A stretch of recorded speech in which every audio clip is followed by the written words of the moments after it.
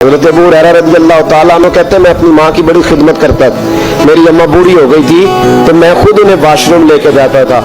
फरमाते एक दफा ना मैं हज़रत उमर की खिदमत में बैठा था तो एक शख्स आया, उसने आके ना हज़रत उमर के सामने वही बात छेड़ दी जो मेरा मसला था। उसको इमाम इब्ने जौज़ी ने लिखा है रहमतुल्लाह। कहते वो कहने लगा हुजूर एक बात पूछनी है जनाब अमीरुल मोमिनीन रज़ी अल्लाह ताला अन्हु। फरमाने लगे पूछो। कहने लगा हुजूर मेरी अम्मा बड़ी ज़ईफ और बूढ़ी हो गई है, मुझे आवाज देती है बेटे दौड़ के आना, मैंने पेशाब करना है। मैं दौड़ के जाता हूँ, माँ को उठाता हूँ, मेरा कमजोर है, बुढ़ापा है, तो मैं बाथरूम तक जाता नहीं, अम्मा पहले मेरे ऊपर पेशाब कर देती है। हुजूर जब मैं छोटा था मैं अम्मा पे पेशाब करता था, अब अम्मा मेरे ऊपर करती है, हक तो अदा हो गया ना। वही काम जो मैं अम्मा के साथ करता था अम्मा मेरे साथ करती है। तो कहते हज़रत उमर मुस्कुराए, फरमाने लगे नहीं दोस्त कोई हक अदा नहीं हुआ। कहने लगा हुजूर कैसे नहीं हुआ, मैं वही सारी ड्यूटी कर रहा हूँ। तो पहले उमर मुस्कुरा रहे थे, अब फारूक आज़म की आंखों में आंसू आए। फरमाने लगे तेरी और तेरी माँ की सोच में बड़ा फर्क है, और इस्लाम में दारो मदार नियतों और इरादों पे है।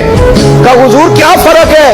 मैं सुन, जब तेरी माँ तेरे ऊपर पेशाब करती है तो तू कहता है अल्लाह बूढ़ी हो गई है इसे पर्दा दे दे, और जब तू माँ पे पेशाब करता था तो माँ कहती थी या अल्लाह मेरे लाल को लंबी जिंदगी अता करवा। तो मैं तेरा और तेरी माँ की सोच में तू तो पर्दे की दुआएं मांगता है कि अल्लाह बड़ी बूढ़ी हो गई अब तो बाथरूम नहीं जा सकती, इसे संभाल ले। फरमाया ये फर्क है, माँ ने भी कभी दुआ मांगी थी। तो उस शख्स ने ये सुना तो घुटनों के बल जमीन पे बैठ गया। कहने लगा हुजूर आप सही कह रहे हैं, आप ठीक कह रहे हैं, मैं तो पर्दे की दुआएं मांगता हूँ। यहाँ माँ बाप बूढ़े हो जाए ना, 15 बच्चे भी संभालने वाले हो तो ड्यूटियां लगती है। कहते चल दिन को मैं 2 घंटे हॉस्पिटल रह लूंगा, रात जरा मेरे लिए मुश्किल है, रात को तू आ जाना। कहते नहीं नहीं मेरे तो बच्चे छोटे हैं, तू आ जाना।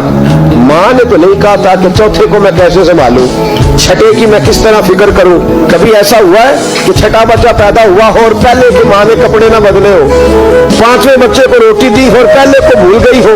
कभी ऐसा हुआ है कि बाप, मैंने ऐसे लोग भी देखे। मेरा एक दोस्त था कॉलेज में, उसके कपड़ों जैसे कपड़े कोई नहीं पहनता था, लेकिन फिर शादी हुई, हालात बदल गए। एक दिन मैंने उसे कहा नहीं है तेरा क्या हाल हो? कहने लगे छोड़ो दौर गुजर गया है, तो पता है आमदन थोड़ी है, खर्चे ज्यादा है, तो बीवी से कहता हूँ कि बच्चों को बना ले, हमारी खैर है। बाप ने तो जवानी तुझे दे दी, उसने तो जवानी तेरे नाम कर दी, कुछ नहीं अपने लिए रखा, और तेरा टाइम आया तो तू अपने से हिसाब करता फिरता है कि अब्बा जी पिछले महीने भी 5000 दिया था, आप पैसों का करते क्या है? तो पिछले 4000 दिया था वो किधर? अब्बा से हिसाब पूछता है। अगर कभी अब्बा बैठा ना हिसाब करने तो 2 दिहाड़ियों का हिसाब नहीं तो दे सकेगा। अगर बालक कभी बैठा खुदा माँ बाप के नाफरमान की ना यहाँ कोई पहचान होगी और ना